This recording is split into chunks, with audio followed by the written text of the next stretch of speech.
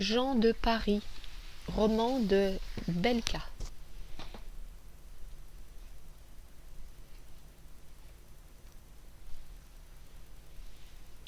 Le roman suivant n'est ni une autobiographie, ni un essai politique, ni il s'agit d'une pure fiction.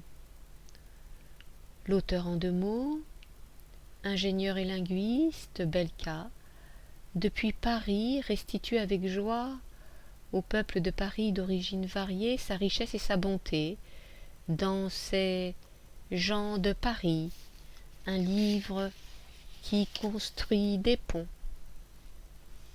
Exergue de Jean-Paul Sartre. Mais non. Après la première dictée, mon grand-père fut convoqué en hâte par l'administration.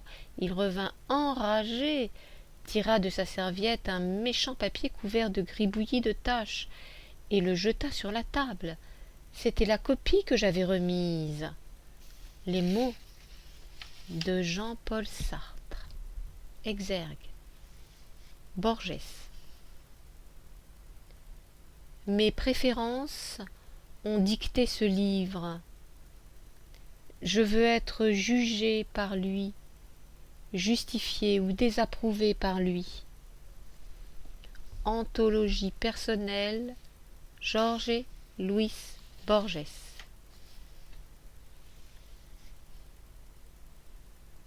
Sachez que je vous aime, gens de Paris, de tous les horizons.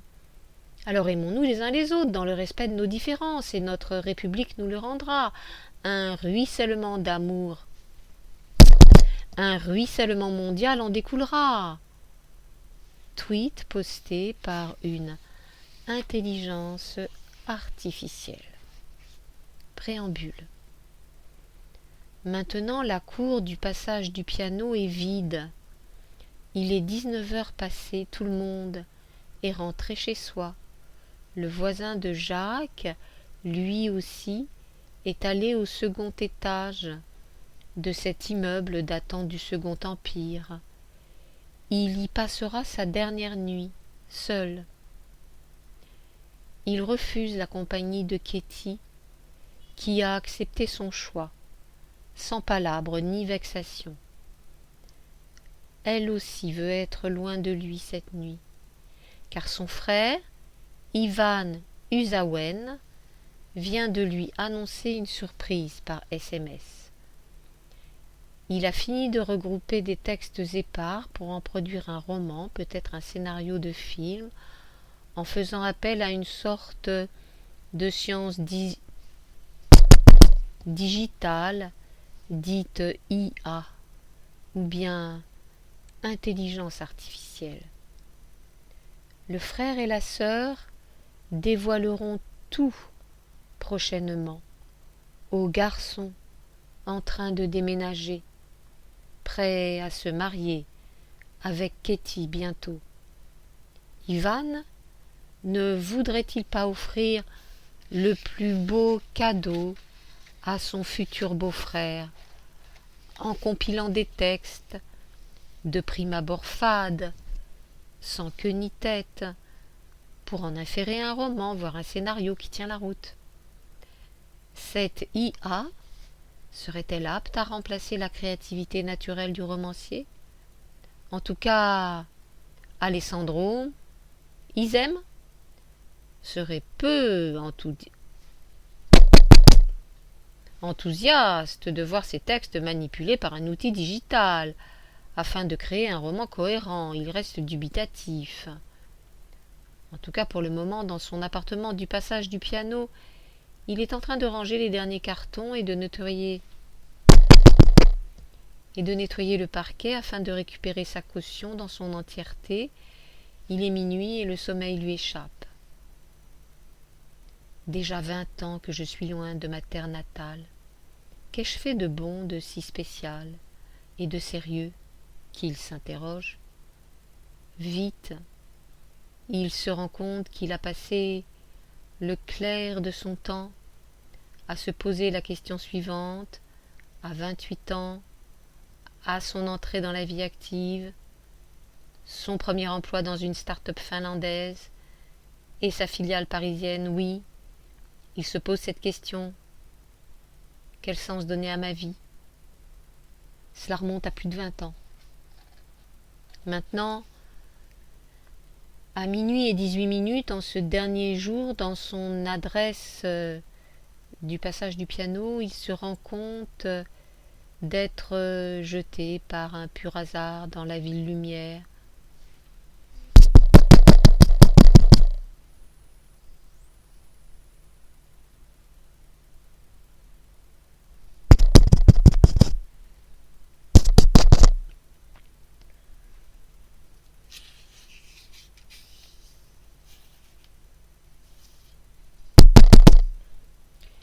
Il se rend compte qu'il a été jeté par un pur hasard dans la ville lumière et son système capitaliste, auquel il n'a pas été préparé, lui le paysan kabyle, démuni naïf. Il se donne même l'audace de se poser cette question paradoxale.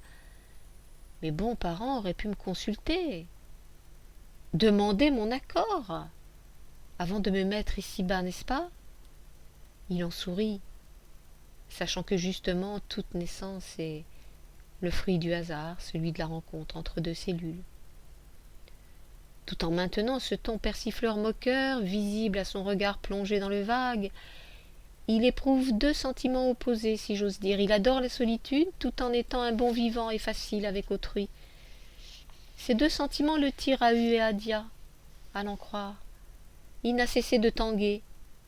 Surtout, il a adoré son adresse actuelle et ses voisins.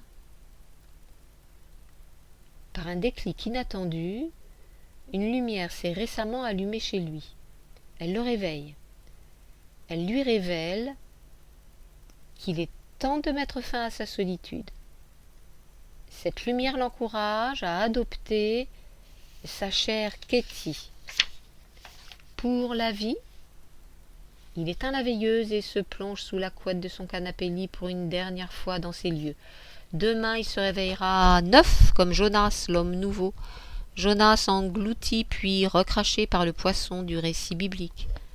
Dans les songes qui peupleront sa dernière nuit ici, il visitera son enfance en Kabylie, le voilà naviguant sur le fleuve du Sébaou, faire du stop,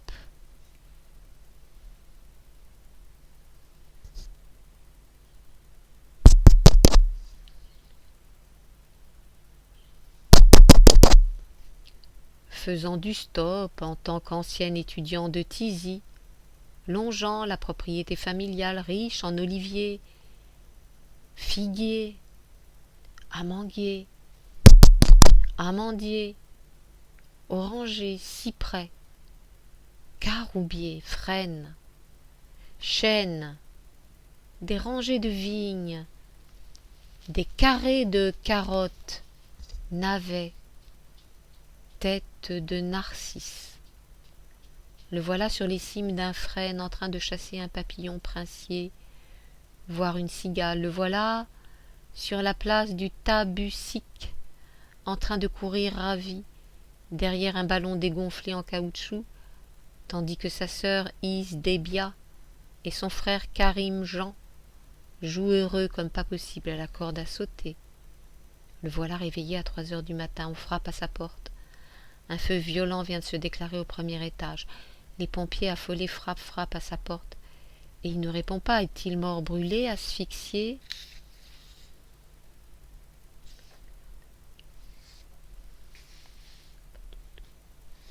Les mots mon bonheur, Jacques et Macha.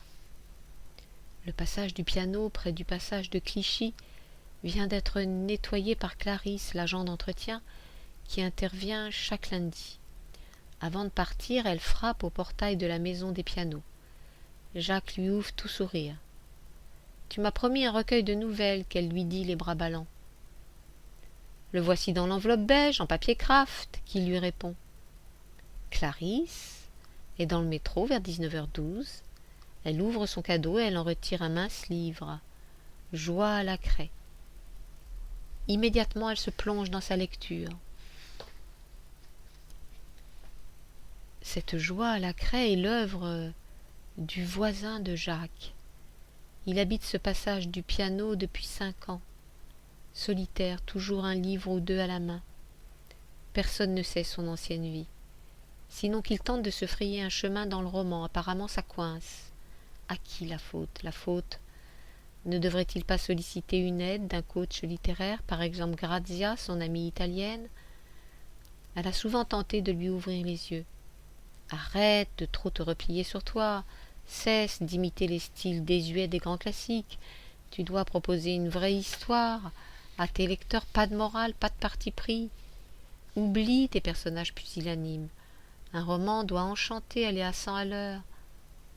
Ces personnages doivent être audacieux, imprévisibles. Notre époque digitale l'exige. La lenteur, ça ne rapporte rien. Le voisin va déménager. Ce soir, vers 18h, en se croisant sur la belle allée fleurie de ce passage pittoresque, le voisin dit à Jacques: « Tu fermes ton atelier ? J'espère que tu as passé une bonne journée, que le business reprend. » Toujours souriant, le patron, qui préfère être appelé artisan, lui confirme sa fin de journée, non sans l'interroger. « Ma femme me dit que tu déménageras. En tout cas, merci pour ton dernier livre. Macha, mon épouse, est en train de le lire. » Dernier livre du voisin? Ça s'intitule « Une tempête de loups ». De quoi s'agit-il?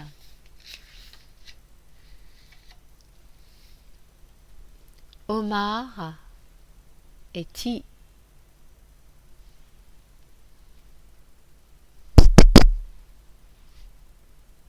Tininan. La cour du passage Abride vient d'être passée à l'eau par Keloudja, l'agent d'entretien. Elle intervient chaque lundi. Avant de partir, elle frappe à la porte du directeur du département des sciences exactes. Le patron lui ouvre, toujours souriant. « Tu m'as promis un livre, » qu'elle lui dit. « Le voici sur la table, dans l'enveloppe Kraft. » Que le maître de conférence Omar lui répond. Keloudja est dans la rue Aban Ramdan. Le parc Tar Djaout lui fait face, au cœur de Tizi. À peine assise sur un banc, elle ouvre son cadeau. Elle en retire un livre, la télé du vendredi soir. Ravie, elle se plonge dans sa lecture.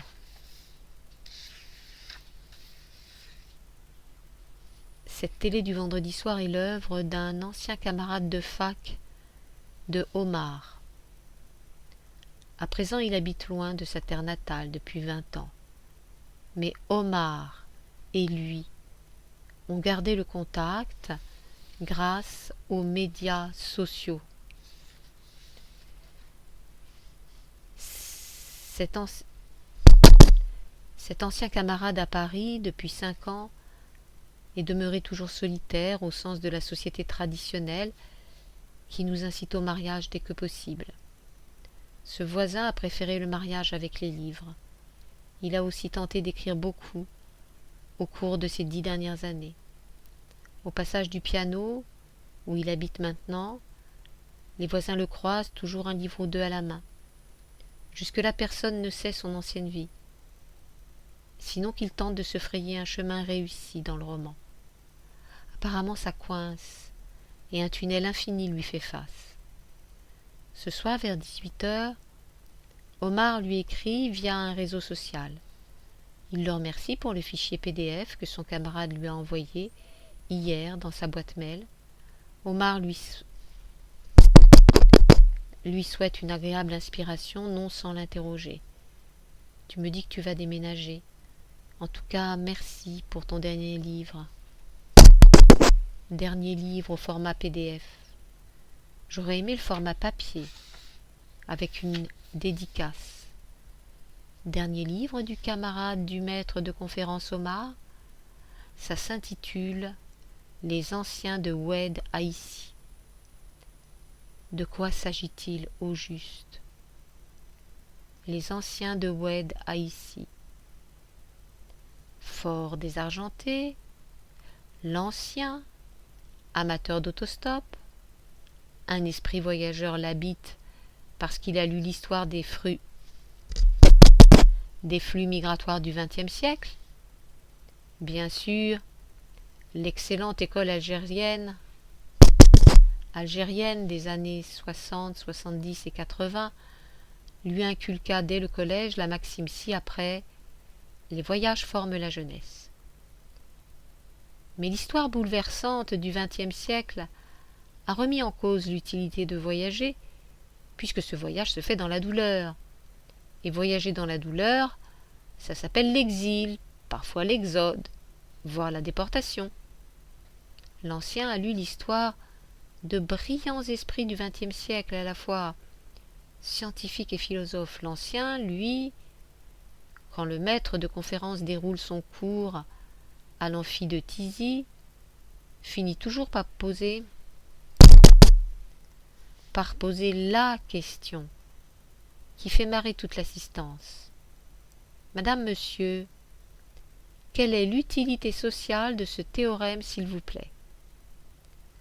L'Ancien pensait le progrès devant la fulgurance d'une formule mathématique, fade, sans âme, et peut-être risquant d'aboutir à une invention inutile, voire bénéfique aux militaires. Ces fous quêtent sans cesse de nouveaux engins guerriers, efficaces et moins chers. L'Ancien, fort en maths, en physique, s'intéresse à la philosophie des sciences. Dès ma première année, sur le campus de Tizi, j'ai eu à connaître un mot composé. Il me suivra toute ma vie. Lequel? Celui-ci. Épistémologie des sciences. L'Ancien, intellectuel avant l'heure, fort de ses illusions, se permet de critiquer Einstein et Descartes dans leur tentative d'unifier les sciences ou le savoir. En revanche, l'Ancien, toujours bon joueur, a quand même apprécié le songe de Descartes, rapporté comme un conte oriental, une légende kabyle dans l'Empire mathématique, ce bijou écrit par J. P. Davis et R. Hersch, lequel songe je citerai en partie. Il se réveilla sur cette imagination, et il sentit à l'heure même une douleur effective, qui lui fit craindre que ce fût l'opération de quelque mauvais génie qu'il aurait voulu séduire. Aussitôt il se retourna sur le côté droit, car c'était sur le gauche qu'il s'était endormi et qu'il avait eu le songe. David et Victor. La rue Pigalle vient d'être passée à l'eau chaude par Jean, derrière le volant de sa petite voiture à balai du service de voirie de la mairie de Paris.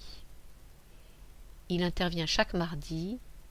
Avant de partir, il frappe à la boutique de David, en train de parler au téléphone. À la vue de Jean, il raccroche, il lui ouvre, toujours souriant. « Tu m'as promis un recueil de nouvelles, » que Jean lui dit. « Voici sur la table, dans l'enveloppe Kraft, » que David, Victor de son prénom de baptême, lui répond. En fin de journée, Jean est dans le métro pour rentrer chez lui en banlieue. Il ouvre son cadeau, il en retire un mince livre, Loin d'Alger. Immédiatement, il se plonge dans sa lecture.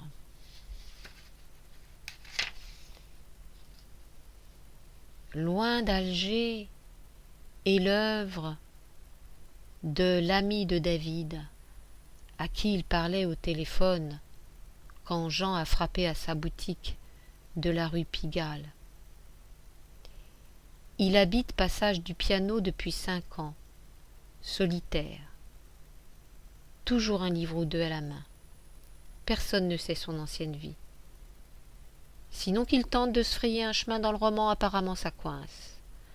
Ce soir, vers 18h, en se croisant sur la place Opéra fleurie, l'ami de David dit à ce dernier: « Tu as fermé ta boutique assez tôt aujourd'hui, j'espère que tu as passé une bonne journée et que ton business reprend. » Toujours souriant, David lui confirme sa fin de journée, non sans l'interroger. Ce matin au téléphone, tu me disais que tu déménagerais. Merci pour ton dernier livre. Sarah, mon épouse, est en train de le lire. Dernier livre de l'ami de David. Ça s'intitule Allée du bel âge. De quoi s'agit-il?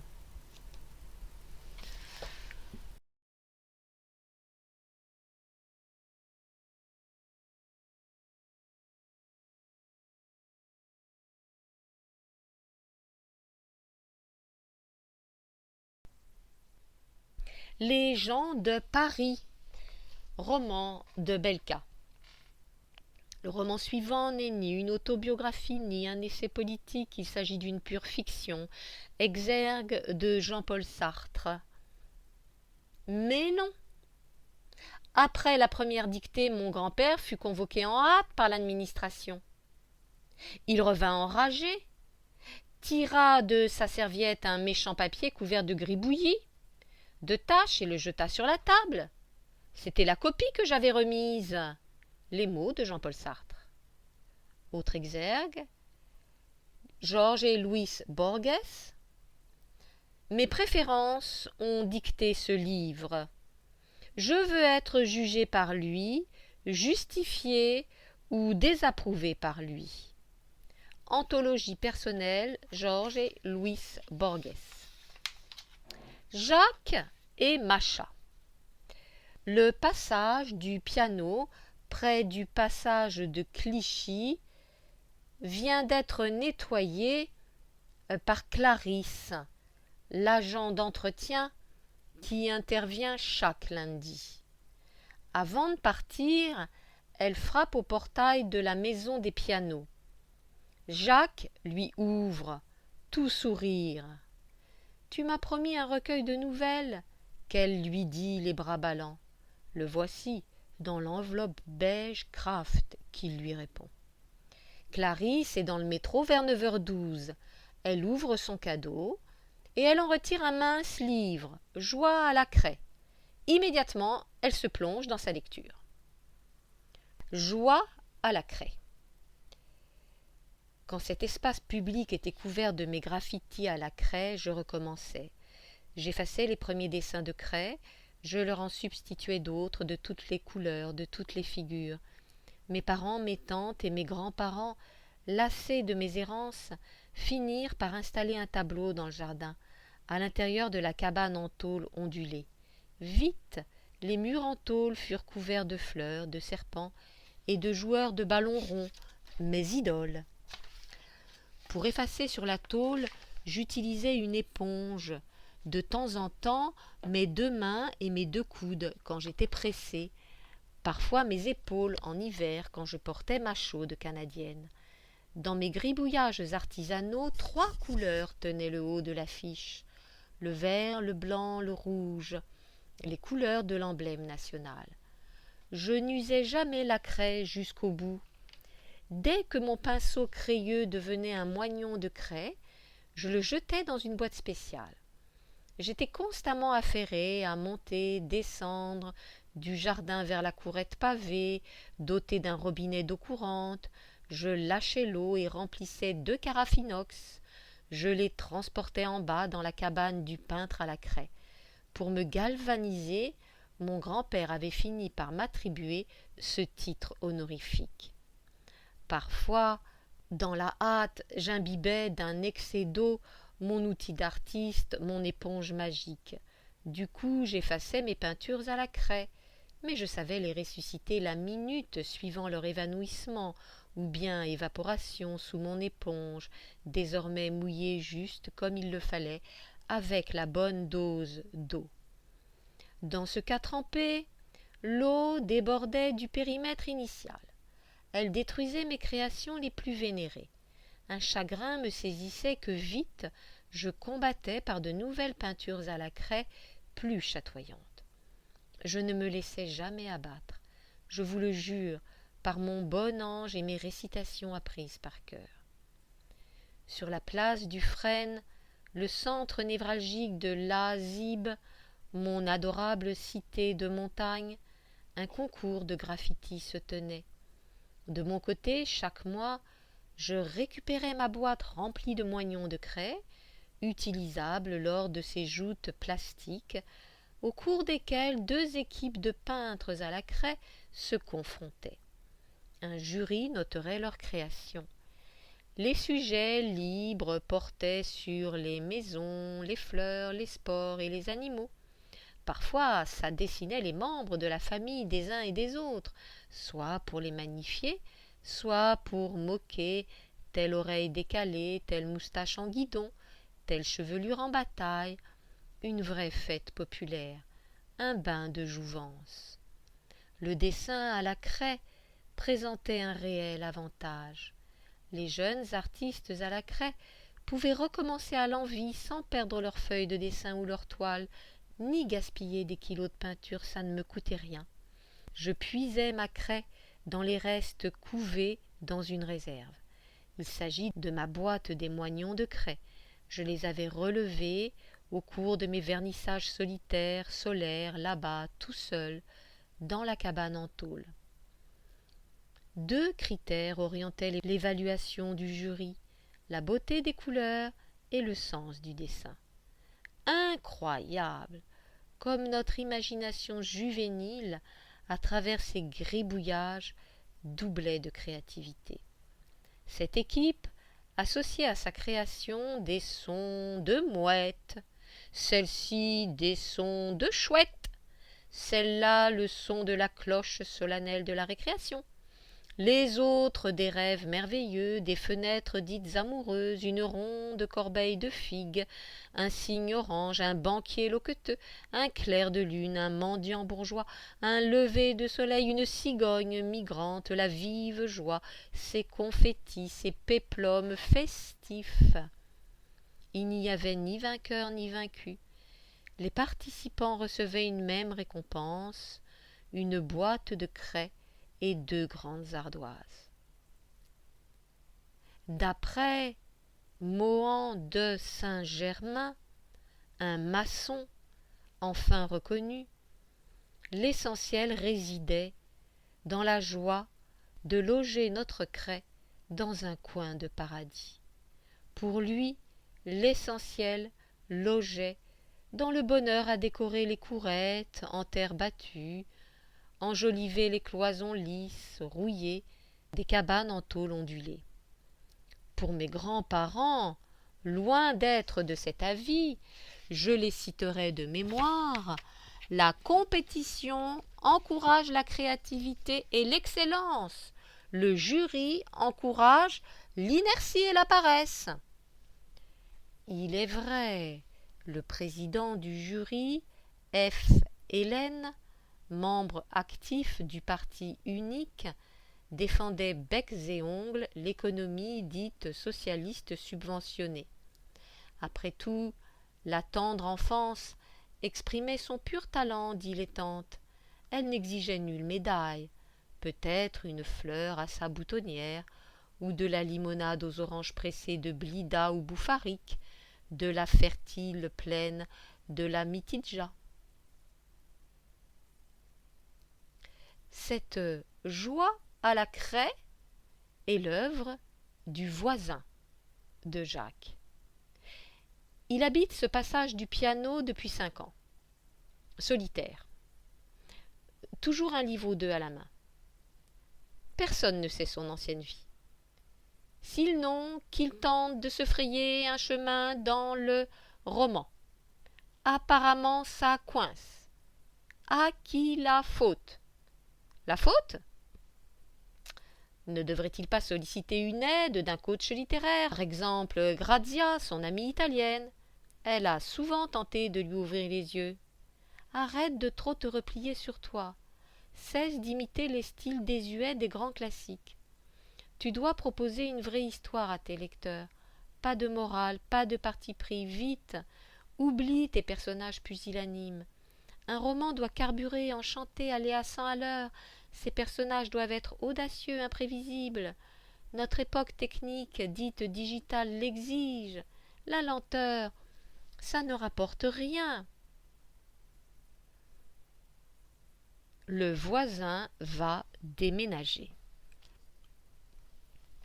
Ce soir, vers 18 heures, en se croisant sur la belle allée fleurie de ce passage pittoresque, le voisin dit à Jacques: « Tu fermes ton atelier? J'espère que t'as passé une bonne journée et que le business reprend. » Toujours souriant, le patron, qui préfère être appelé artisan, lui confirme sa fin de journée, non sans l'interroger. « Ma femme me dit que tu vas déménager. En tout cas, merci pour ton dernier livre. Macha, mon épouse, est en train de le lire. » Dernier livre du voisin, ça s'intitule « Une tempête de loups ». De quoi s'agit-il? Une tempête de loups. Pendant une décennie, une séquence indélébile marquait toutes les classes de la première à la 7e année. Il s'agit d'un extrait de Cro-Blanc, de Jack London, ce conteur, auquel notre écrivain local, Mouloud le fils du pauvre, allait être comparé. 40 ans plus tard, je me souviendrai, comme si cela datait d'hier, de ce texte choisi au menu du livre de CM1. Ce long texte avait pour titre « Seul parmi les loups » de Cro-Blanc donc. Pour l'écrire, Jack London puisa dans ses souvenirs à la suite de son séjour dans le Grand Nord. Dans ce pays sauvage, cette nature hostile, farouche, glacée, les loups se sentent eux-mêmes en danger. Il s'agit d'une fresque de la vie dure des animaux sauvages et des humains. Surtout dans Cro-Blanc, l'auteur décrit la bataille cruelle entre les loups d'un côté et de l'autre les chiens, leurs maîtres. Ces chasseurs de l'Alaska se déplacent sur des traîneaux sous des températures bien extrêmes. Tout le monde a faim, prêt à dévorer d'un croc tout le monde dans un Grand Nord hostile, où la nourriture se raréfie de plus en plus. Pas de place pour les enfants de cœur. 40 ans plus tard, à peine le livre entre les mains, j'ai eu le souffle coupé à l'idée de plonger dans la Seine où Bill et Henry se rendent compte de la disparition d'un chien. Il devrait être volé par les loups de la forêt au cours de la nuit.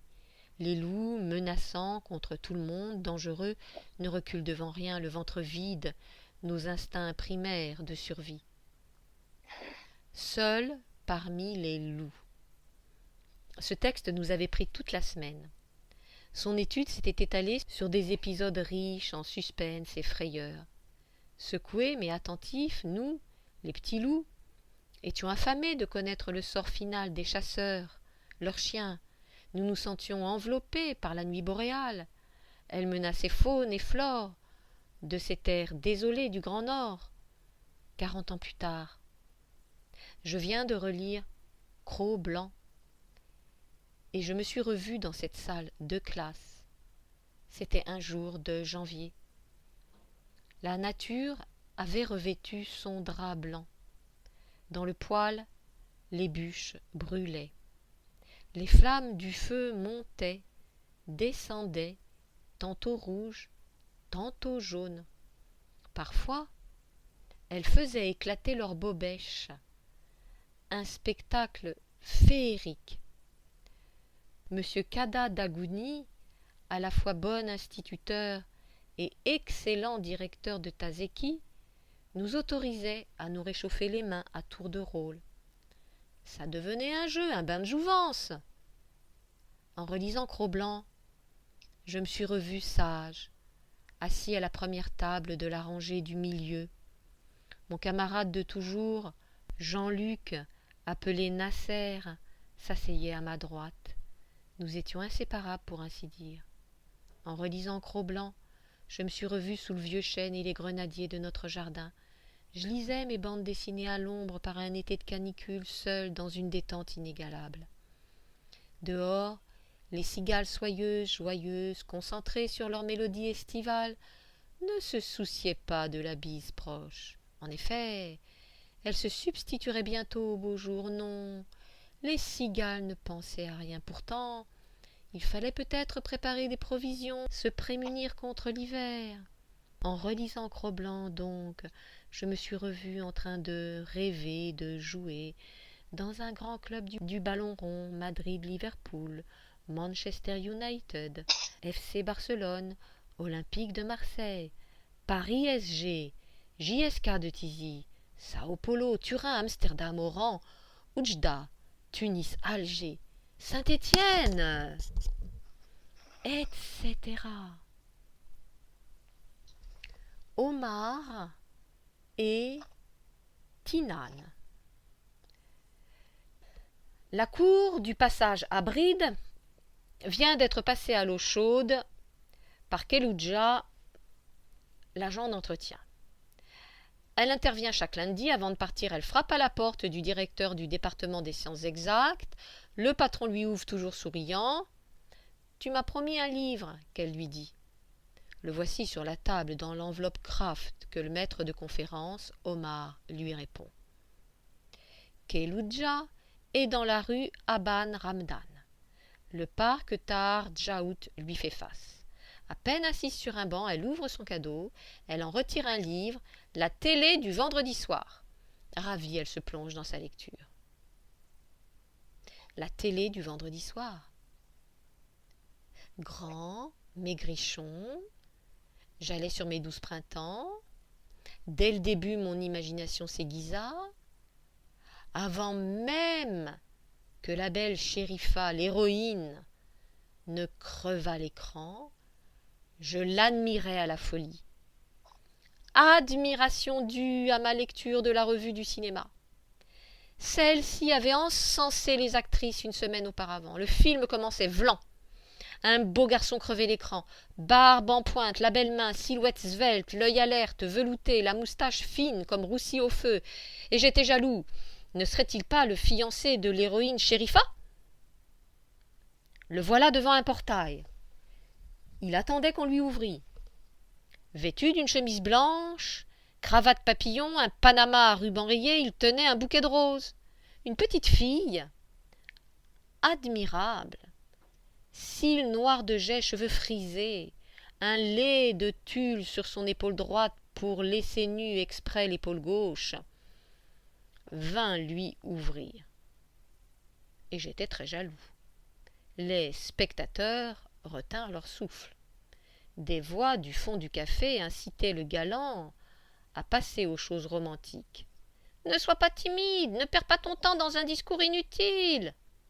Vite, une chaleur piqua mes oreilles, puis mes tempes et pommettes. Je me levai et quittai le cinéma de Sid. Une rumeur moqua vite ma fuite. La jeunesse, toujours timide devant les scènes romantiques, ça débute par des fleurs et ça finit par des baisers volés ou consentis. La voix rauque du vieux Lepetit, l'expert en choses de la vie, exprima sa franchise montagnarde. De nos jours, la jeunesse ne patiente pas. Plus tard, je donnerai raison à Lepetit. En effet, j'étais impatient et très jaloux. Je lui donnerai raison quand j'aurai lu Lettre à un jeune poète de Rilke.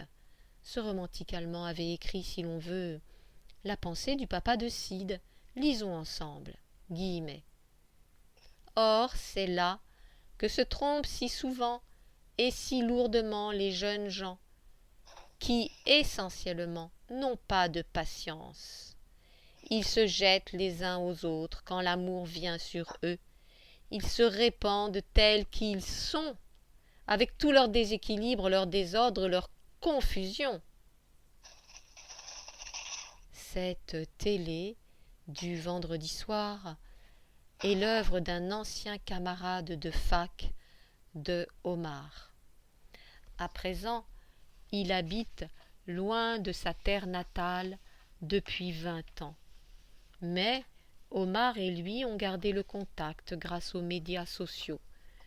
Cet ancien camarade à Paris depuis 5 ans est demeuré toujours solitaire, au sens de la société traditionnelle qui nous incite au mariage dès que possible.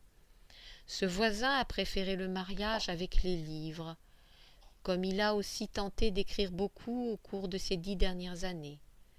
Au passage du piano où il habite maintenant, les voisins le croisent, toujours un livre ou deux à la main, Personne ne sait son ancienne vie, sinon qu'il tente de se frayer un chemin réussi dans le roman. Apparemment, ça coince. Ce soir, vers 18h, Omar lui écrit via un réseau social.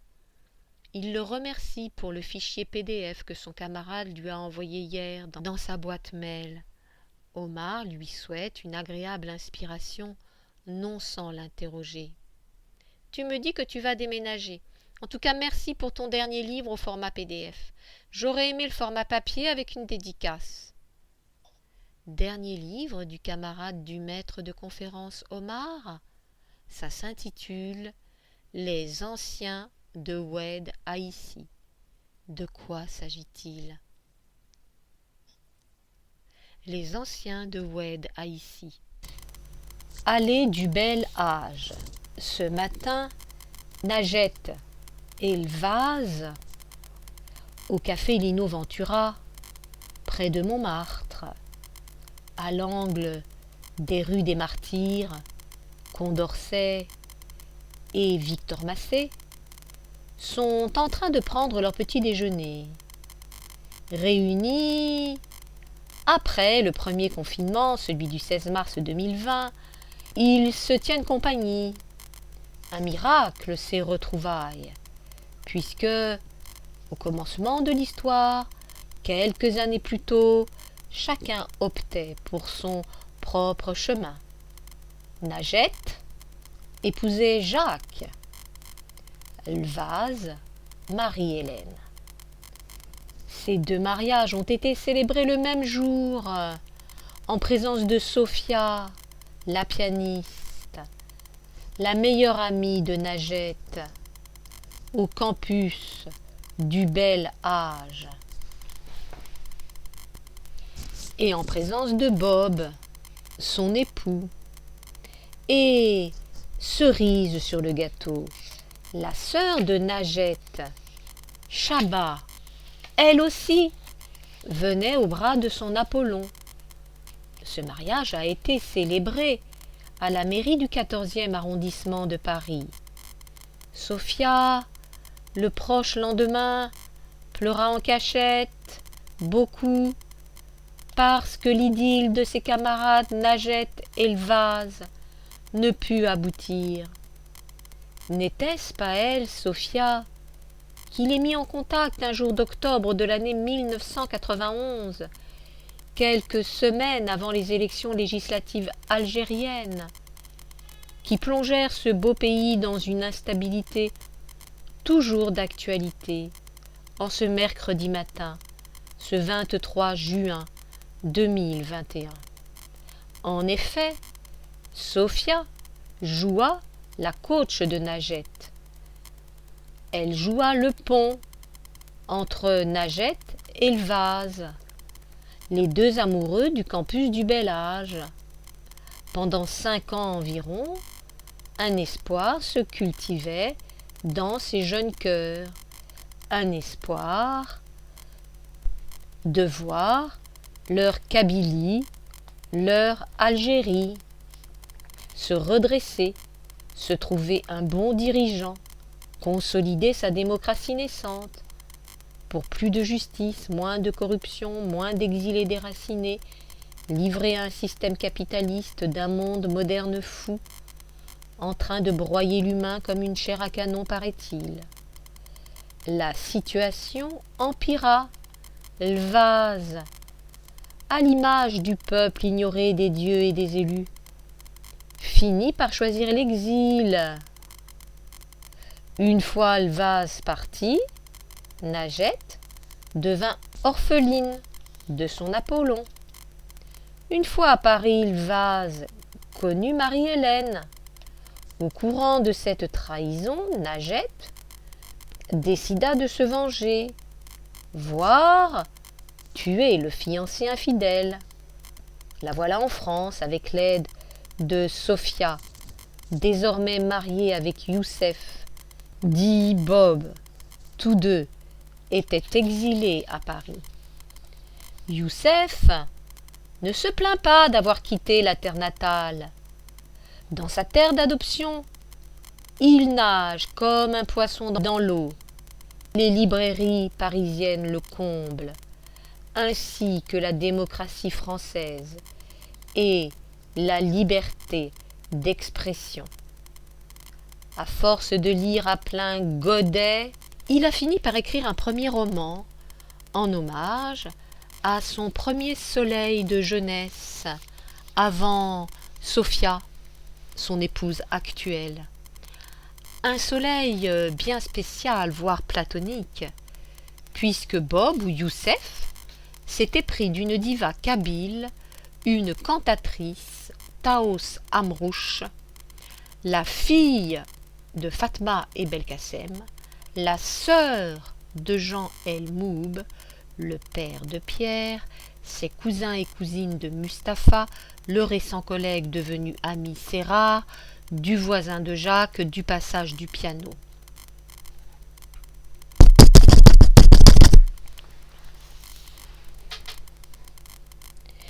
De Fatma et Belkacem, la sœur de Jean El Moub, le père de Pierre, cousin de Mustapha, le récent collègue devenu ami, c'est rare, du voisin de Jacques, du passage du piano. Ce timide premier roman de Youssef, calqué sur L'homme qui n'avait rien compris de Sophia, a été accueilli par Graffiti, une émission diffusée à minuit, animée par Arsène et Jessica, deux journalistes assez bienveillants avec leurs invités, en particulier devant Youssef ou Bob, la jeune plume kabyle. Et, mis sur orbite, Youssef a vite enchaîné avec un second livre, une sorte de journal de bord. Il y relate ses riches années parisiennes. Le titre, Chaque jour est un brin éternel.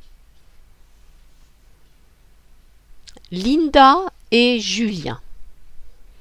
À 300 mètres de la cour du passage du piano, la place Blanche vient d'être passée à l'eau par Linda, la barmaid du café amer de cette chaîne américaine qui vous sert, grâce à l'ajout de sirop de différentes douceurs, bon pour rehausser le goût de votre noir du matin. Linda, exceptionnellement, est de service tôt ce matin, elle qui d'habitude bosse à partir de 13h30. Maintenant, son client habituel, abonné depuis 5 ans chez elle, chaque lundi matin, lui commande un café avec de l'eau bouillante pour atténuer l'amertume du café, plus un croissant croustillant. Elle l'appelle Julien, bien qu'elle sache son vrai prénom. À deux, ils jouent à déformer leurs identités respectives.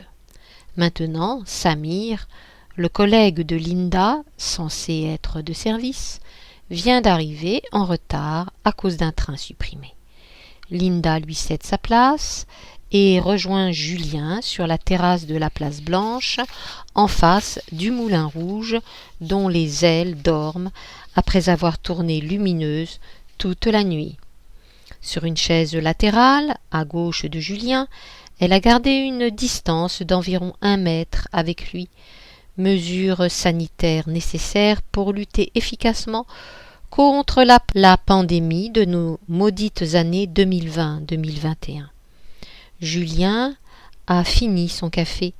Maintenant, il est en train de feuilleter un cahier à spirale. Linda l'interroge. « C'est ton nouveau roman ?» Il dit oui par un hochement de tête vertical. « J'aimerais bien le lire une fois terminé. » Qu'elle lui réplique. Le garçon déchire 5 pages et les tend à Linda. « J'ai tout saisi sur mon ordinateur. Si tu les lisais aux toilettes maintenant, j'attendrai tes remarques. » Linda est dans les water. Elle parfume les lieux qui ne sentent pas mauvais puisque c'est interdit à la clientèle, réservé aux salariés. Elle inspire un bon coup, elle ferme les yeux, maintenant elle expire, puis elle se plonge dans la lecture avec une concentration non feinte. Chacun son tramway. Elle lit. Fin de lecture. Ce texte, chacun son tramway, est l'œuvre du client le plus fidèle de Linda. Il habite tout près de la place Blanche, au passage du piano depuis 5 ans, solitaire, mais grand dragueur de filles venues en touriste à Paris. Linda l'a vu séduire plus d'une touriste de tous les pays, de tous les âges. Toujours un livre ou deux à la main. Personne ne sait son ancienne vie, sinon qu'il tente de se frayer un chemin dans le roman. Apparemment ça coince. Peter et Nathalie. La rue Le Pic vient d'être passée à l'eau par la voiture à balai de la mairie de Paris, conduite par Chabaclair, l'agent d'entretien. Elle intervient chaque mercredi. Avant de partir, elle frappe à la porte de la boutique Chapeaux et Talons. La patronne Nathalie lui ouvre avec le sourire. « Tu m'as promis un recueil de nouvelles !» que Chabaclair lui dit. « Le voici frais sur la table dans l'enveloppe Kraft !» que Nathalie lui répond. Chabaclair est dans le métro, elle ouvre son cadeau. Elle en retire un mince livre, le camarade de Jean. Immédiatement, elle se plonge dans sa lecture. Le camarade de Jim suit le texte. Fin de la lecture. Ce camarade de Jim est l'œuvre d'un nouvel ami de Peter, le compagnon de Nathalie, amitié nouée au cours du récent confinement, amitié nouée sur un banc de l'entrée d'un hôtel fermé, situé au début de la rue Le Pic. Ce nouvel ami habite le passage du piano depuis 5 ans. Solitaire, toujours un livre ou deux à la main, personne ne sait son ancienne vie. Sinon qu'il tente de se frayer un chemin dans le roman. Apparemment ça coince. Morgane et Rouja. Nous sommes à Brest, la cour du passage Jacques Kerouac vient d'être passée à l'eau par Gwenaëlle, l'agent d'entretien. Elle intervient chaque lundi. Avant de partir, elle frappe au portail de la maison des crêpes. La patronne Morgane lui ouvre, toujours souriante. « Tu m'as promis un recueil de nouvelles » qu'elle lui dit. « Le voici sur la table dans l'enveloppe Kraft » que Morgane lui répond. Gwenaëlle est chez elle, sur un transat en face de l'océan. Elle ouvre son cadeau, un livre. « La danseuse et le militaire » Immédiatement, elle se plonge dans la lecture. Suite, c'est la lecture. Ce court bouquin est l'œuvre d'un récent ami de Morgane. Ils se sont connus le mois de février dernier, nous sommes début mai. Connus rue Le Pic, ils ont partagé quelques cafés à emporter sur un banc de l'entrée libre d'un hôtel fermé à cause de la crise sanitaire. Morgane ne sait rien de son ancienne vie à ce garçon qui parle avec les mains en postillonnant, sinon qu'il tente de se frayer un chemin dans le roman, sans succès pour le moment. Loubna et Hanan. La réunion de travail du matin vient de se terminer. Chaque membre de l'équipe a quitté le paperboard, accroché au mur de l'open space. L'animatrice du jour, Loubna, reprend sa place. Elle rallume son ordinateur. Sur le chat de l'entreprise, un collègue l'invite pour un café. Elle accepte. Une fois à la cafétéria, elle dit à ce collègue s'il va tenir sa promesse. « Tu m'as promis un recueil de nouvelles » que Loubna lui dit. « Tu le trouveras dans ton tiroir » que son collègue lui répond. Loubna est dans le métro, elle va rentrer chez elle. Et il est déjà plus de 19h, elle ouvre son cadeau, elle en retire un livre, Bonsoir Paris. Immédiatement, elle se plonge dans la lecture. Suit le texte. Ce Bonsoir Paris est l'œuvre du collègue de Loubna de la cafétéria de ce matin. Il habite au passage du piano depuis 5 ans, solitaire, toujours un livre ou deux à la main, personne ne sait sur son ancienne vie, sinon qu'il tente de se frayer un chemin dans le roman, apparemment ça coince. Loubna de l'équipe squad de Nadia, Marielle, Aziz, Flavien, Anan, Lionel, Nils, Sering, Eric, Allah, Lies, Abderrahim, Christian, Idir, Olivier, Laurence,Ise, Waïp, Hip, Lucie, Denis, Mustapha, Véronique, Sophie, Arnaud, Nassim, Philippe, Fabrice, Sofiane, Muriel, John, Isidora, Natacha, Juliette, Jouer, Gérard, Dalila, Gani, Monique, Rachid, Mathias, Mohan, Juba, Amel, Maria, Samuel, Jean-Marie, Laurent, Heinrich, Géraldine, Ferrat, Ghislaine Vaz, Xavier Farouk, Ahmed, Ludovic, Idijaï, Cécile, Viviane, Siem, Ouzia, Bénédicte, Algia, Marie-Laure, Naïm, Chatoufa, Licia, Jo, Jamel, Noureddine, Corinne, Mehdi, Myriam, Xaled, Safia, Zubida Rachid et Katia. Haruna et Zvi. La cour du passage du piano vient d'être passée à l'eau par Zvi, l'agent d'entretien. Elle intervient à chaque lundi. Avant de partir, elle frappe au portail de la maison des pianos. Un des apprentis lui ouvre, toujours souriant. « Tu m'as promis un recueil de nouvelles » qu'elle lui dit. Le voici sur la table dans l'enveloppe Kraft, que l'apprenti Haruna lui répond. Zvi, dans le métro, ouvre son cadeau. Elle en retire un livre, La Guimauve du matin. Immédiatement, elle se plonge dans sa lecture. Suit le texte. Cette Guimauve du matin est l'œuvre du voisin de l'apprenti Haruna. Il habite ce passage du piano depuis 5 ans solitaire, toujours un livre ou 2 ou plus à la main. Personne ne sait son ancienne vie, sinon qu'il tente de se frayer un chemin dans le roman. Apparemment, ça coince. Et ce ne sera pas demain, la veille du décoinçage. Mac et Kang. La cour du chemin Tigrine de la place des Vosges vient d'être passée à l'eau brûlante par la voiture à balai des services d'hygiène de Paris, voiture conduite par Mokrane, un Kabyle beau comme Apollon. Il intervient chaque jeudi. Avant de partir, il frappe au portail de la maison des mandolines. Mac, un apprenti, poète à ses heures perdues, lui ouvre, toujours souriant. « Tu m'as promis un recueil de nouvelles » que Mokrane lui dit. « Le voici sur la table, dans l'enveloppe Kraft » que Mac lui répond poliment, avec un sourire venu du cœur. Mokrane est dans son café préféré, le café de son cousin Khalifa.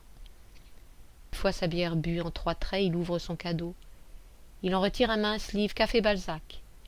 Immédiatement, il se plonge dans la lecture. Suit le texte.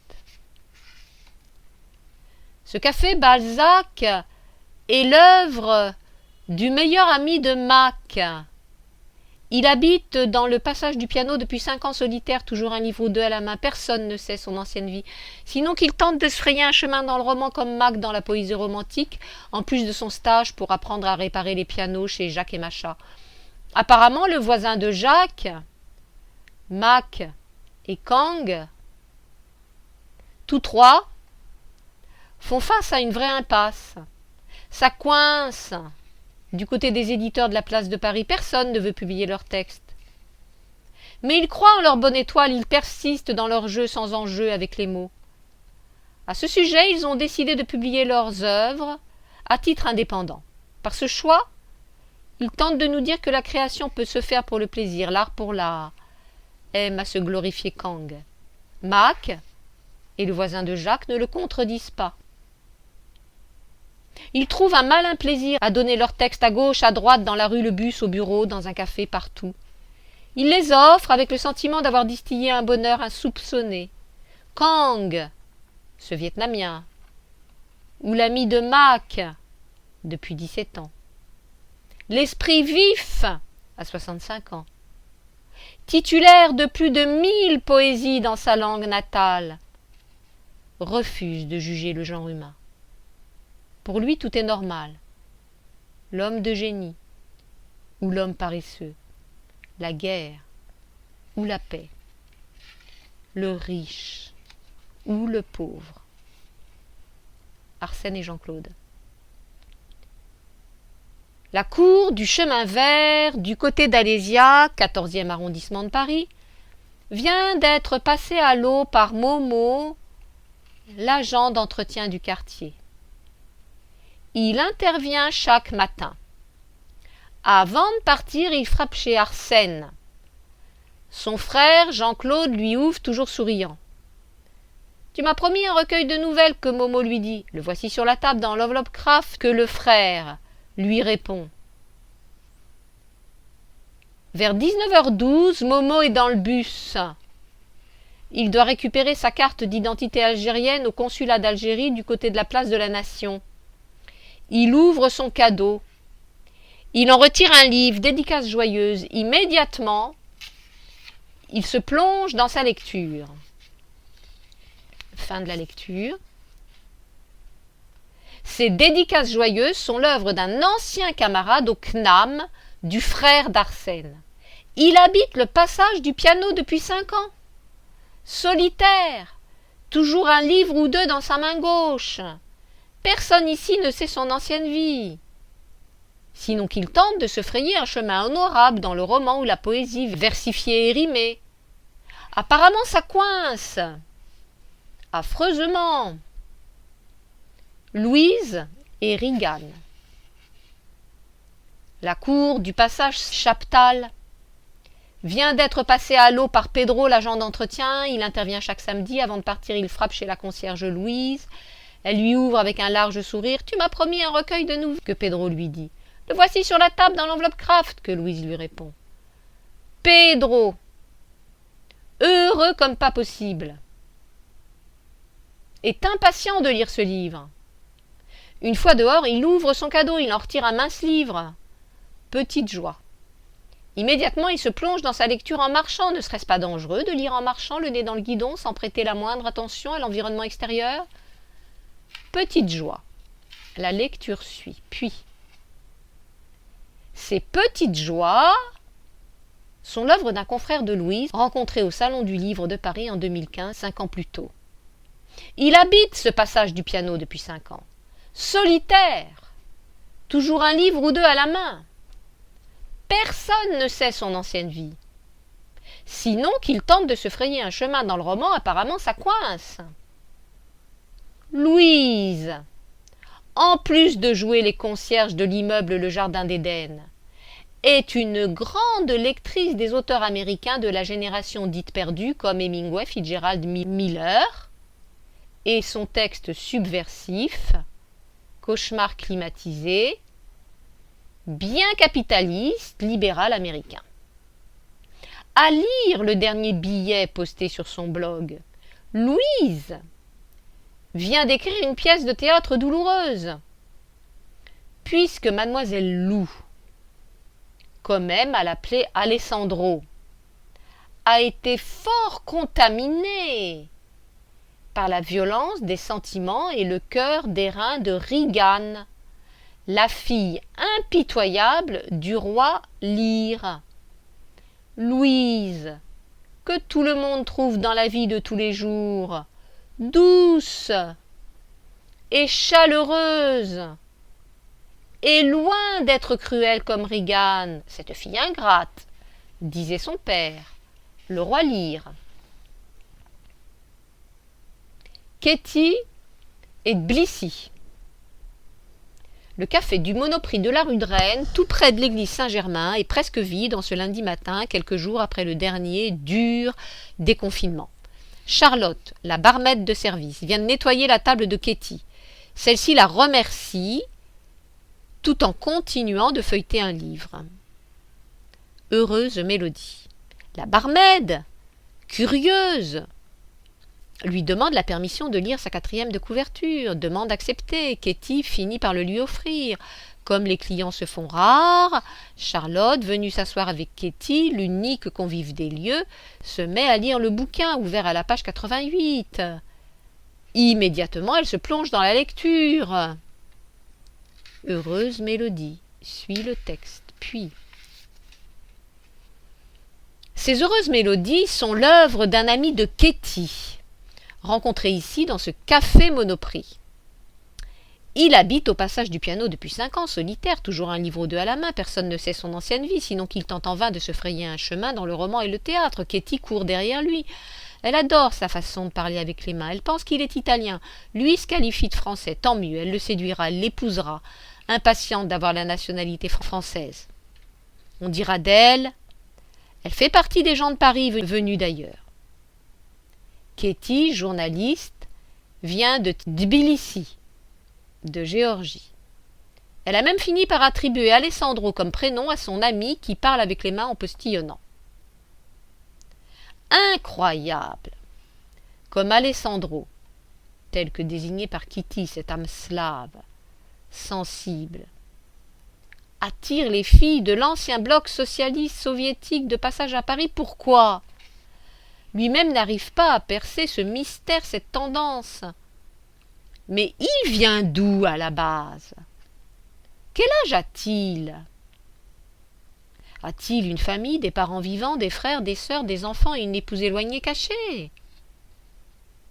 Jacques, Macha, Les apprentis du passage du piano, personne ne l'a vu jusque-là, en compagnie d'un proche, même d'une cousine, d'un cousin, d'un oncle, d'une tante. Alessandro serait-il un apatride, ayant fui la peur au ventre, un régime militaire? Et ne serait-il pas peut-être en train de faire le vide autour de lui en jouant le moine bouddhiste, l'ermite, mais baignant dans le brouhaha d'une mégapole bruyante, pas du tout propice à quelques séances de méditation? Méditer, se recueillir, avant une décision importante? Quelle décision? Pour le moment, il lit beaucoup, comme il écrit, des textes courts, à l'image de Fou rire de miel, un théâtre amusant capable de contrer efficacement le virus asiatique et cette crise sanitaire anxiogène interminable et effrayante. Ivry-sur-Seine. La cour du passage Hoche, Ivry-sur-Seine, vient d'être passée à l'eau par le mari d'Amélie. Après l'orage de la veille, de la boue a encombré les lieux. Il est midi et c'est samedi.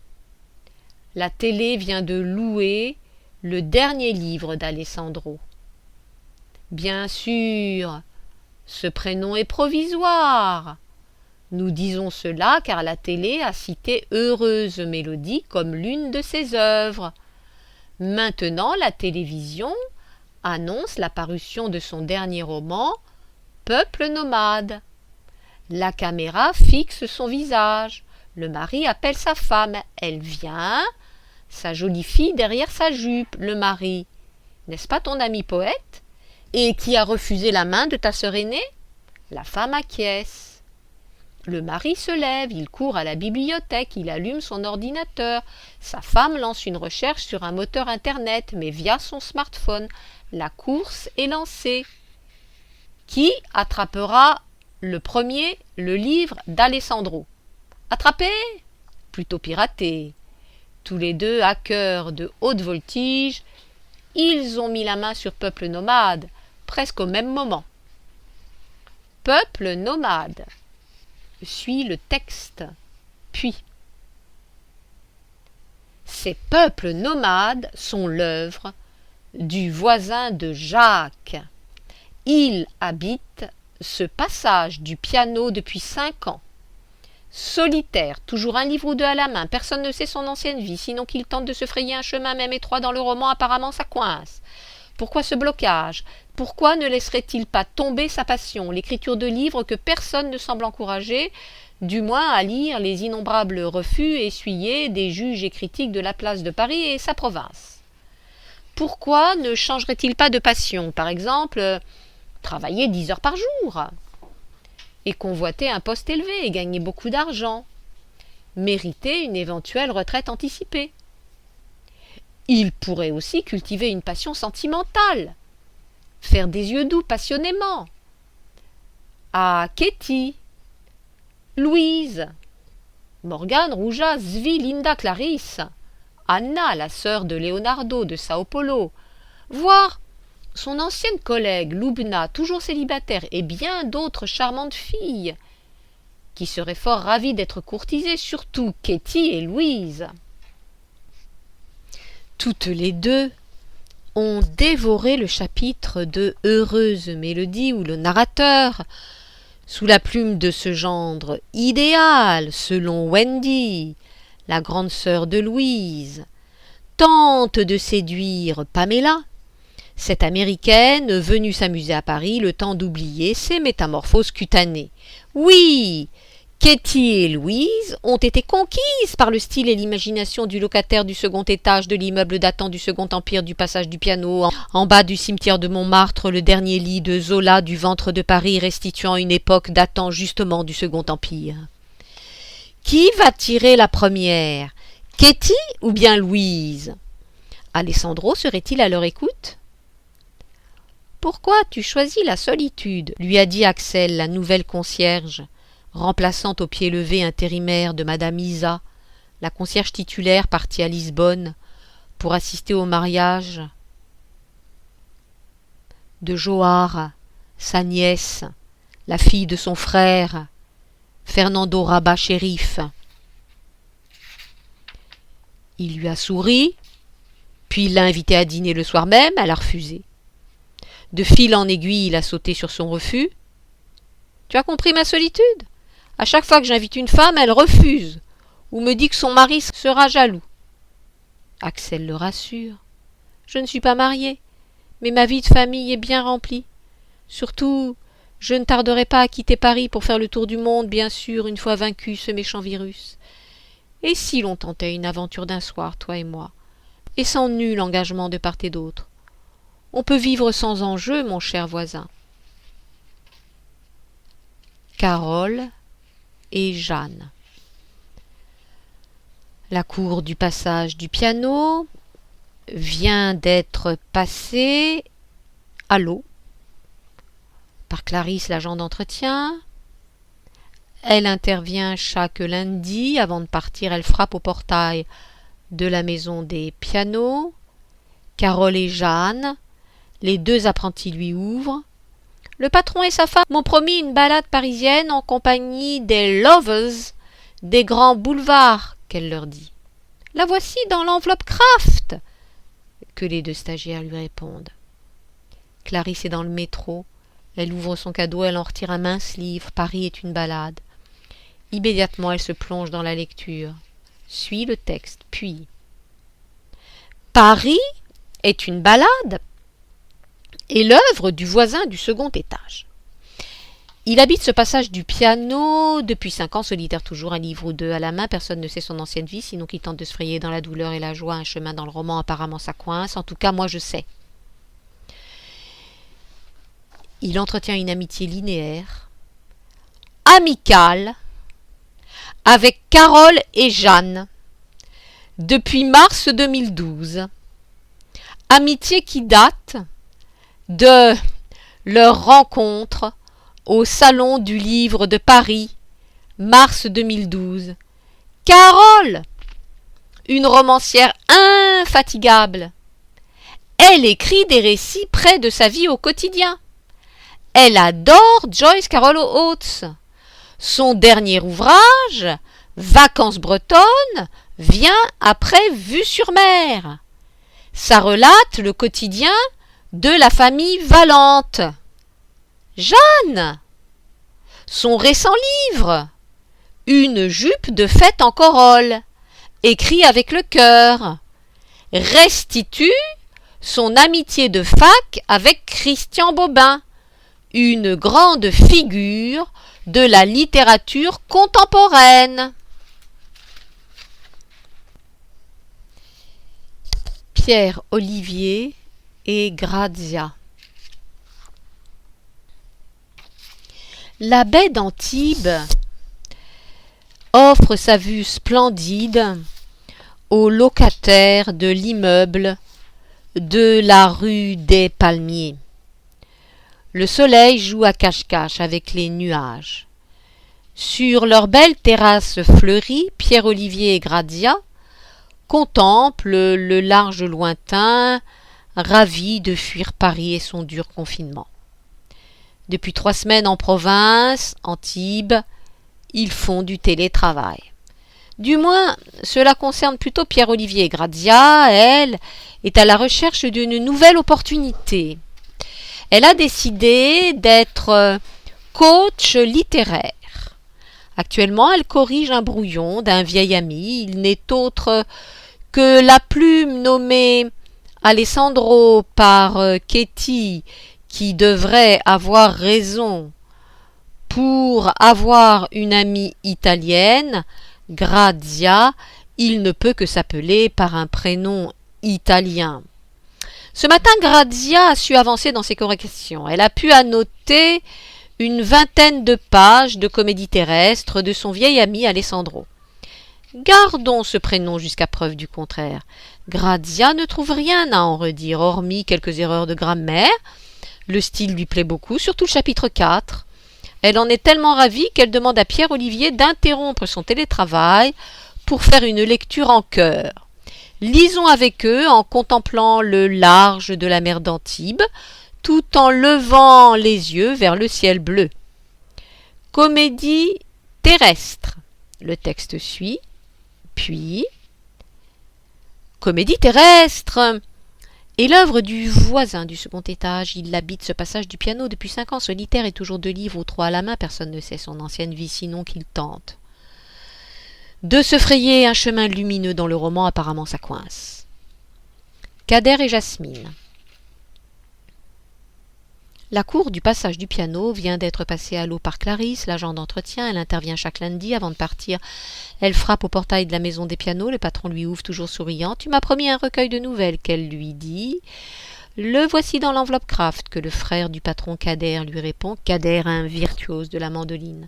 Clarisse est dans le métro. Il est 18h52. Elle ouvre son cadeau. Elle en retire un mince livre Jean et Mac.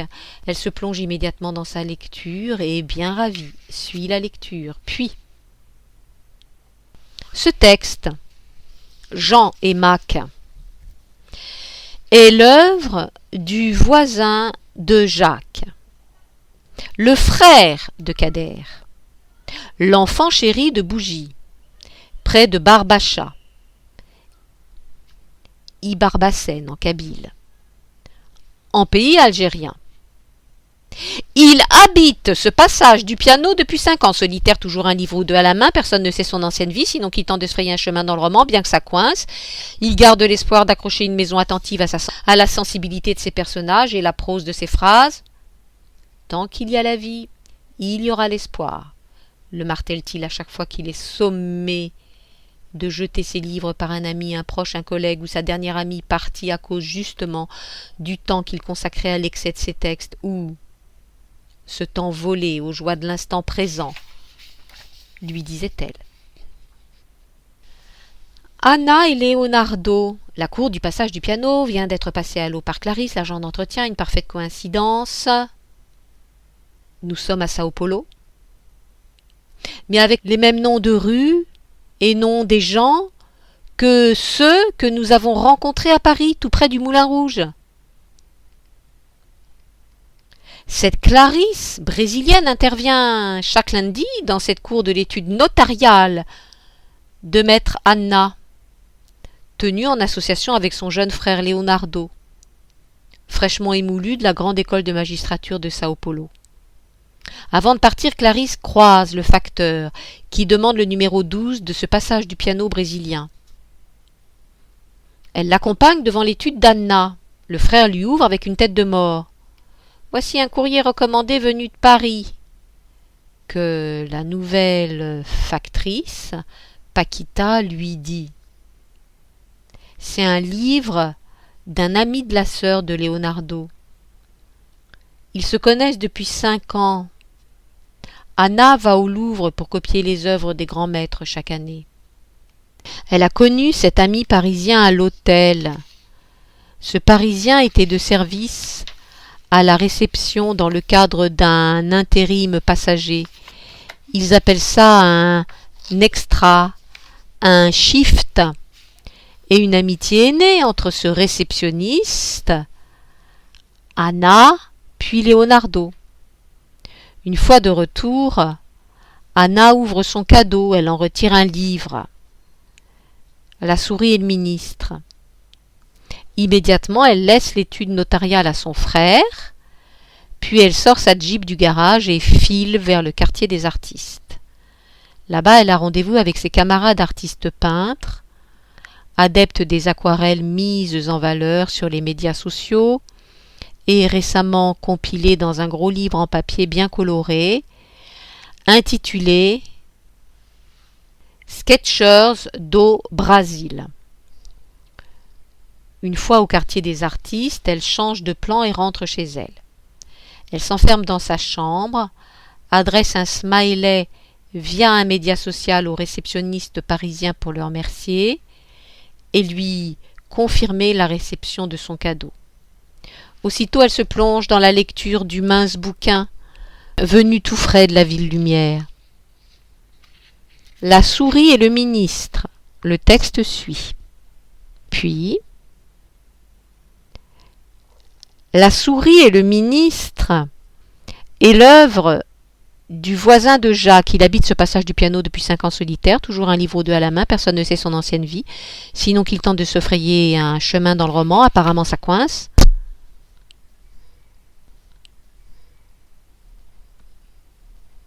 Carla et Marilyn. La place des Abbesses est presque vide.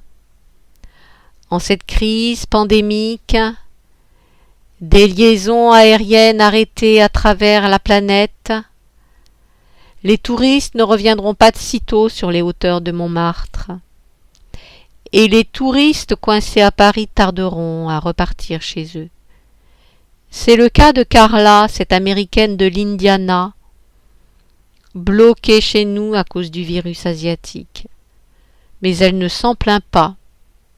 Ce matin, elle revoit sur un banc de la place des Abbesses un ami connu le mois de juillet dernier, soit presque 11 mois de cela. Il ressemble à Alessandro.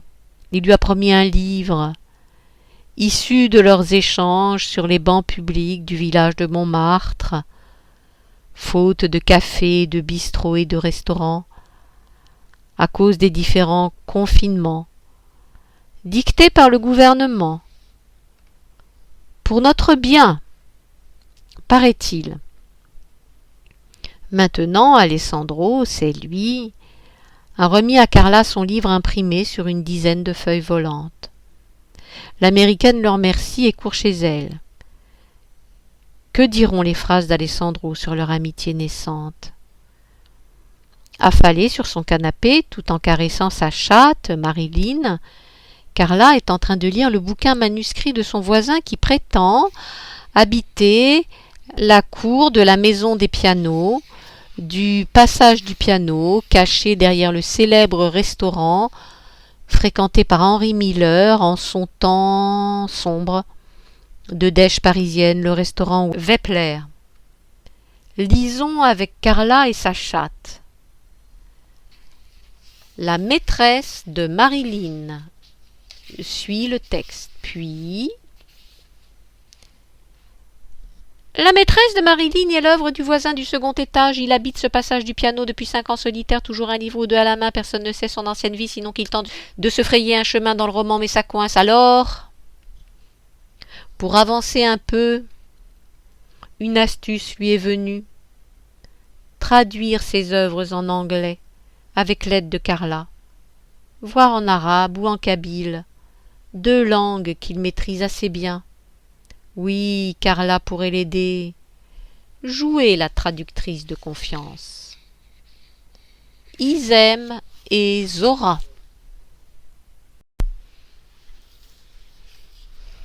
La cour du passage du piano vient d'être passée à l'eau par Clarisse, l'agent d'entretien comme d'habitude et comme chaque lundi.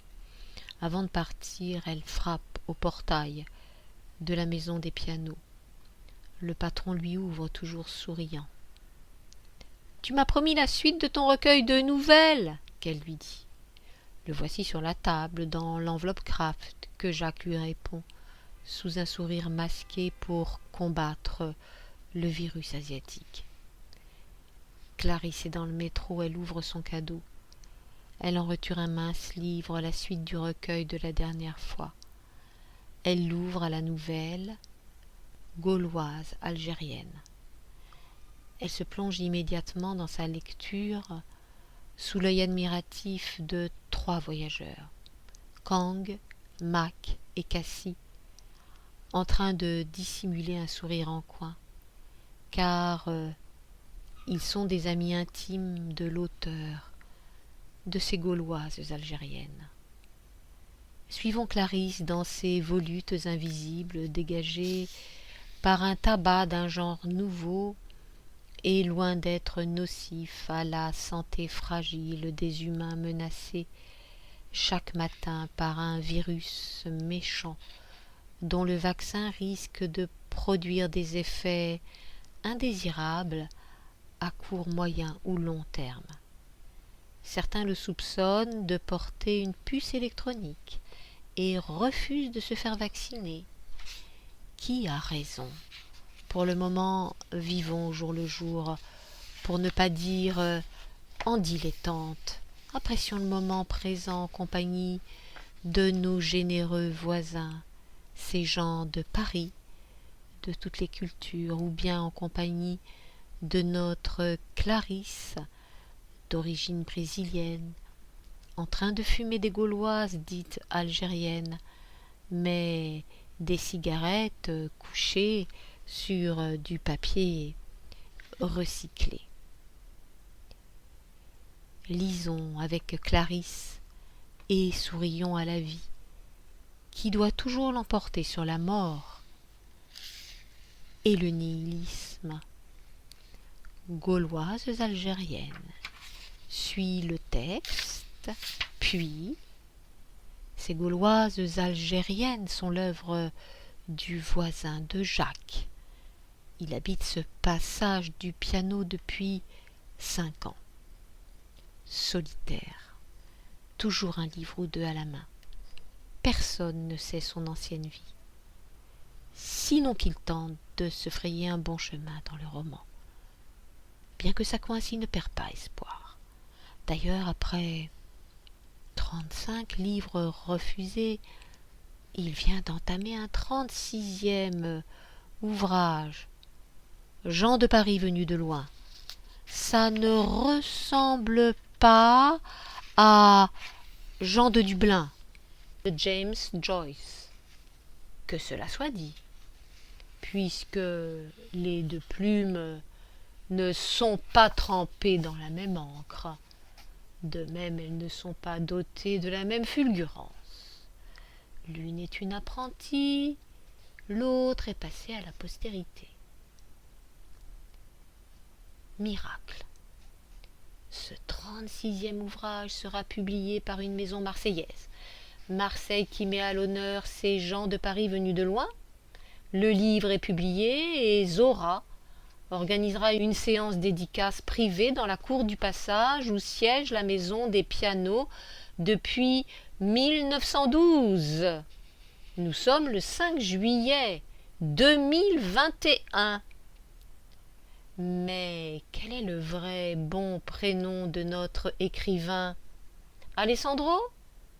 La première de couverture dévoilera son identité bientôt. Dans quelques semaines, soit le 20 août 2021, nous assisterons au vernissage de Jean de Paris venus de loin.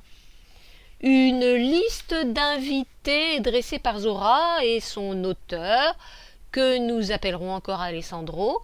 Cette liste est la suivante: Jacques, Macha, Clarisse, Mac, Kang, Ketty, Mokran, Carla, Zvi, Omar, Amélie, Mende, Algia, Kader, Xaled, Asval, Jean-Claude, Arsène, Tininan, Pierre-Olivier, Karima, Grazia, Carole, Jeanne, Débia, Ramdan, Anna.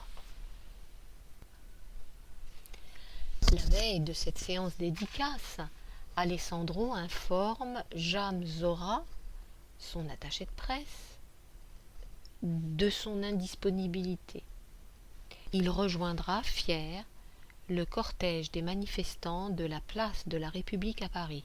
Un peu partout dans le monde, un appel est lancé sur les médias sociaux pour exprimer une solidarité fraternelle au peuple kabyle. Selon certaines sources, des pyromanes, issus des services secrets, ont planifié des incendies coordonnés en Kabylie, des dizaines de morts, humains, bétail, oliviers, figuiers, etc. Un opposant politique parlera de génocide. Que la justice soit faite. Paix aux victimes civiles, militaires ou végétales. Que la montagne kabyle soit reboisée. Vite. Finalement, Alessandro a quitté la manifestation avant l'heure, sur le conseil de son attaché de presse. Oui, une séance de dédicace sans le principal concerné, l'auteur, n'a pas de sens. Une solution a été envisagée. son report. Mais des invitations sous forme de Bristol ont été déjà envoyées à une vingtaine de convives environ, des proches de l'auteur, d'où la présence d'esprit de Zora, l'attachée de presse, de rappeler à son devoir notre Alessandro. Il fut prompt à mesurer son insolence, voire une sorte de mépris vis-à-vis de ses lectrices et lecteurs, à y voir clair. Une dernière dépêche. Le vrai prénom de votre Alessandro pourrait être Isem, à suivre le récent tweet d'une IA dont l'algorithme aurait été piraté sur les réseaux sociaux. À moins que ce ne soit une fake news. Dans ce sens, le frère de Katie, Yvan, ce génie en informatique, pourrait être le pirate de la 4e de couverture de ces gens de Paris venus de loin. En informatique, rien n'est sécurisé à 100%. Ne recevons-nous pas des mises à jour de façon régulière sur nos appareils connectés? Le baiser et la morsure. Tout le monde attend l'arrivée du voisin, du passage, du piano. Après 30 minutes, il arrive au bras de Katie, la journaliste de Tbilissi. Elle sanglote à chaudes larmes. Macha, la femme de Jacques, la serre dans ses bras. Puis c'est au tour de Louise, Carole, Jeanne, Loubna, Grazia, Carla, Tininan, Linda, Inès, Nathalie, Morgane, Rouja, Amélie, Jasmine, Anna de Sao Paulo, Zora et Chabaclair de la réconforter. Inconsolable Katie. Pourquoi? Elle vient de rater l'interview du siècle qui lui est passée tout près. Alessandro, pour la calmer, demande sa main devant la foule des amis, ces gens de Paris d'origines diverses, amis, voisins, proches ou collègues du garçon en train de quitter le passage du piano. Aux anges, la fiancée heureuse tient quand même à montrer l'interview accordée par le célèbre écrivain Yasmina Khadra au quotidien Liberté. Elle invite la foule à lire à tour de rôle l'échange entre le journaliste et l'auteur du Baiser et la morsure. Tendons l'oreille aux différentes voix en train de restituer la solidarité de Yasmina en faveur du peuple algérien, de la Kabylie en particulier, victime d'incendies apocalyptiques. L'interview par Hassan Ouali, en date du 25 août 2021, extrait. Suit le texte, puis... Maintenant, la cour du passage du piano est vide. Il est 19h passé, tout le monde est rentré chez soi. Le voisin de Jacques, lui aussi, est allé au second étage de cet immeuble datant du Second Empire. Il y passera sa dernière nuit, seul. Il refuse la compagnie de Katie, qui a accepté son choix sans palabre ni vexation. Elle aussi veut être loin de lui cette nuit, car son frère, Yvan Usawen, vient de lui annoncer une surprise par SMS. Il a fini par regrouper des textes épars pour en produire un roman, peut-être un scénario de film, en faisant appel à une sorte de science digitale, dite IA, ou bien intelligence artificielle. Le frère et la sœur dévoileront tout prochainement au garçon en train de déménager, prêt à se marier avec Katie bientôt. Yvan ne voudrait-il pas offrir le plus beau cadeau à son futur beau-frère en compilant des textes de prime abord fades, sans queue ni tête, pour en inférer un roman, voire un scénario qui tient la route? Cette IA serait-elle apte un jour à remplacer la créativité naturelle du romancier?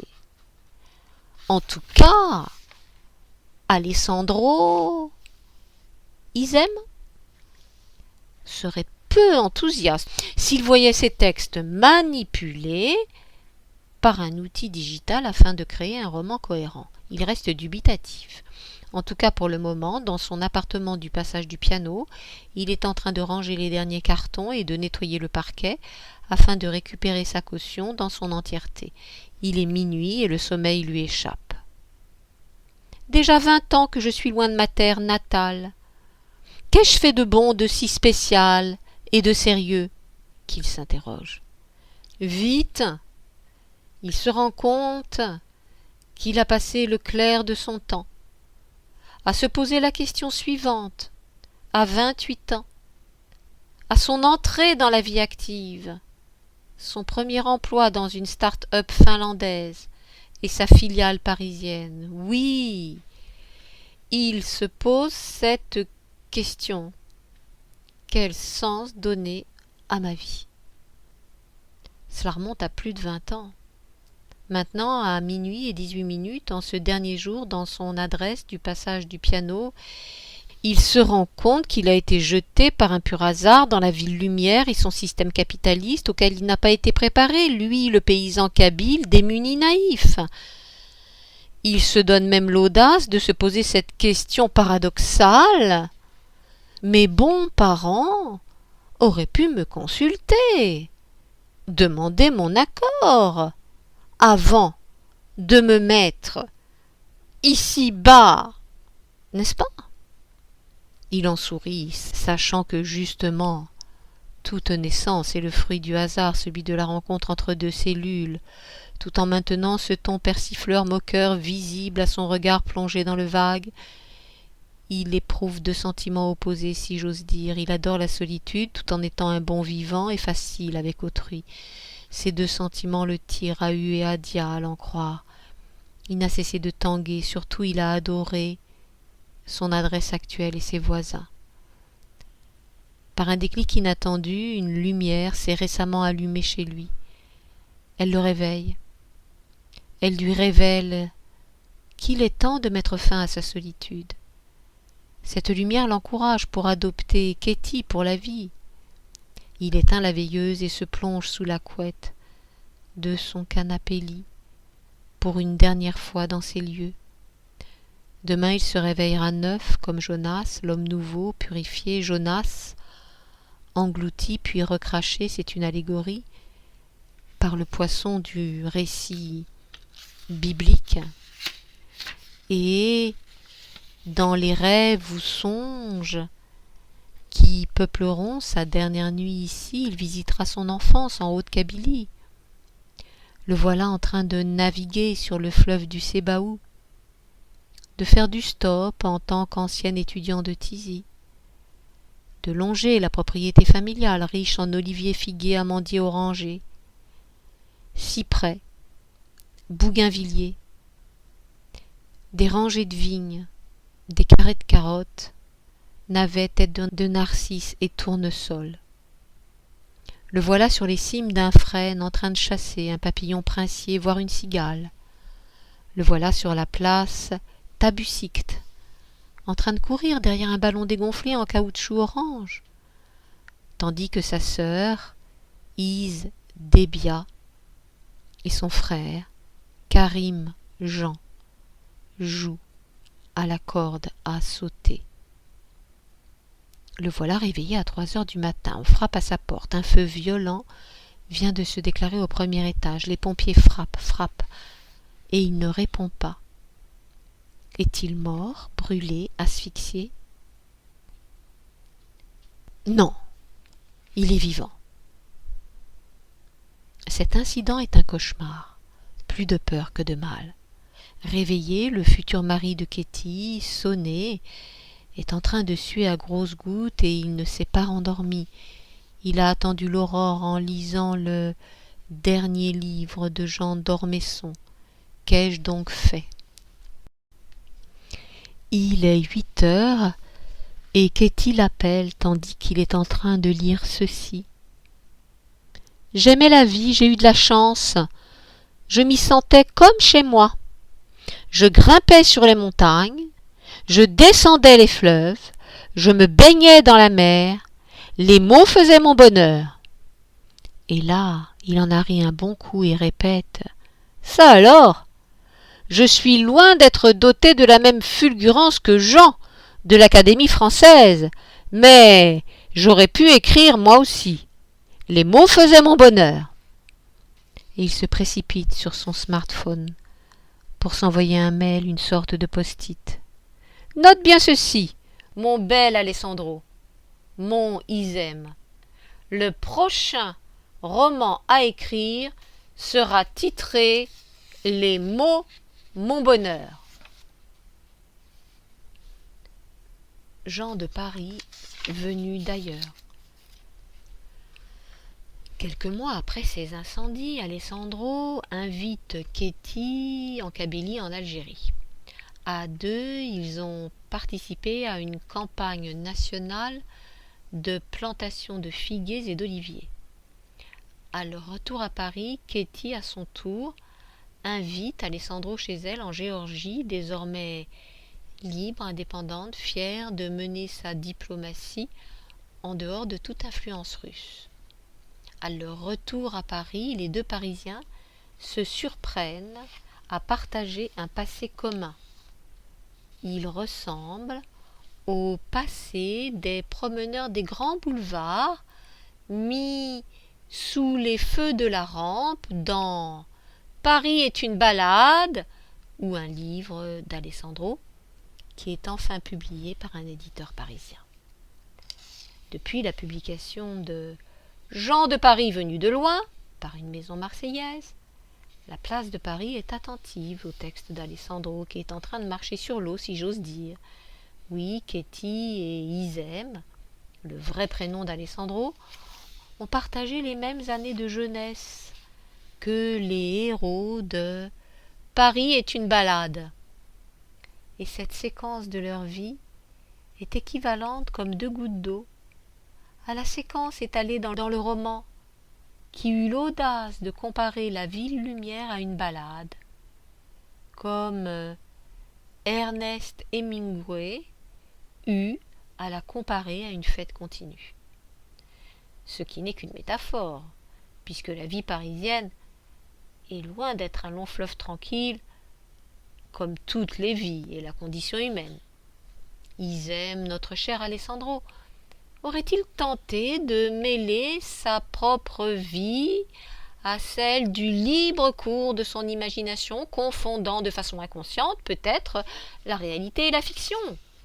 Cette balade parisienne serait-ce une autobiographie masquée? N'importe, lisons à livre ouvert le parcours adolescent de Ketty et Isem, à travers la plume de cette évocation des années 80 et de la guerre froide. Lisons, en n'oubliant pas que la jeunesse de Ketty ressemble à celle de Rosalca et celle d'Alessandro à celle d'Isem. Texte qui suit.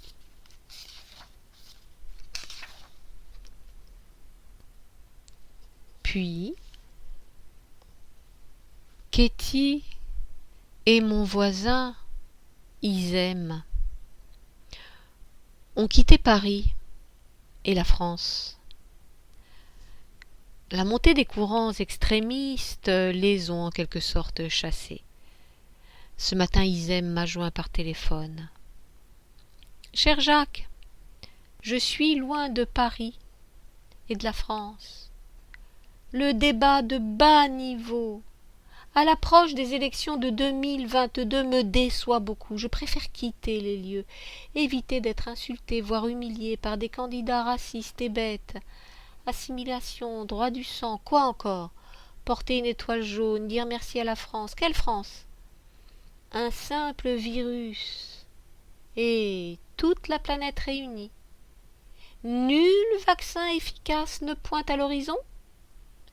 Et l'on nous parle de nations libres avec des frontières à reconquérir et des étrangers à renvoyer. Je vois ce que tu peux ressentir. La France est dans mon cœur, comme la Kabylie et l'Algérie, et notre terre pillée Mon ami, j'espère que tu es heureux avec Katie. Vous êtes où? J'attends un nouveau bébé littéraire.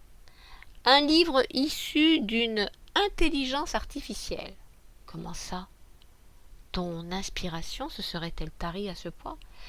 Te souviens-tu des extraits de mes textes que tu as distribués dans une enveloppe beige en papier craft à toute l'équipe? J'en ai distribué aussi autour de moi à mes amis Mac et Kang, en dehors de la maison des pianos, loin du passage du piano. Je sais. Eh bien, le frère de Katie, Ivan Usawen, est un génie en informatique. Je lui ai envoyé mes livres au format texte, au nombre de 35.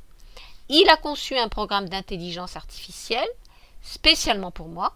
Ce programme, un algorithme apprenant à composer un roman synthétique basé sur des extraits issus de chacun des 35 livres suscités.